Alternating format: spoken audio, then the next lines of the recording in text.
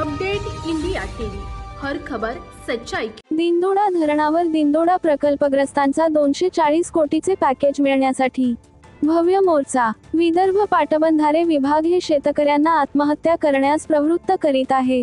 दिंडोडा barrage प्रकल्पग्रस्त संघर्ष समिती, दिंडोडा प्रकल्पग्रस्त संघर्ष समितीचे वतीने प्रकल्पग्रस्तांचे मोर्चाचे आयोजन हे 2023 पासून 240 कोटी रुपयाचे पॅकेज मंत्रालयात अडकून पडले आहे।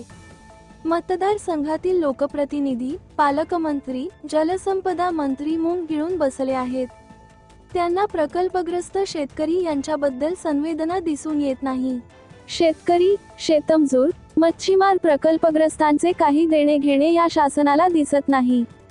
खोटी आश्वासने देऊन तोंडाला पाने पुसली जात आहेत। आमदार, चंद्रपूर जिल्हा पालकमंत्री म्हणतात 10 दिवसात मुख्यमंत्री यांची बैठक लावून प्रश्न निकाली काढतो, तर दुसरे आमदार म्हणतात पावसाळी अधिवेशनात दिंडोड्याचा प्रश्न निपटवून देतो, असे म्हणत प्रकल्पग्रस्तांची दिशाभूल करीत आहे। या आश्वासनाला बळी होऊन चालणार नाही। आपल्याला मैदानात उतरावे लागेल। थंड बसून चालणार नाही। अजून पत्रे लिहून पाठवली नाहीत। हे धरसोड धोरण बदलवावे लागेल। प्रशासनाचे अधिकारी चालढकल करतात। आपले निवेदन सरकारला पोचवतात की नाही, शंकाच आहे। आपण शांत बसून चालणार नाही।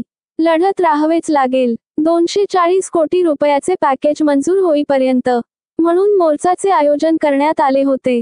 या मोर्चाला दिंडोडा बॅरेज प्रकल्पग्रस्त शेतकरी, शेतमजूर, मच्छीमार बांधव, महिला मोठ्या संख्येने उपस्थित होते। यवतमाळ जिल्हा प्रतिनिधी विनोद माहुरे।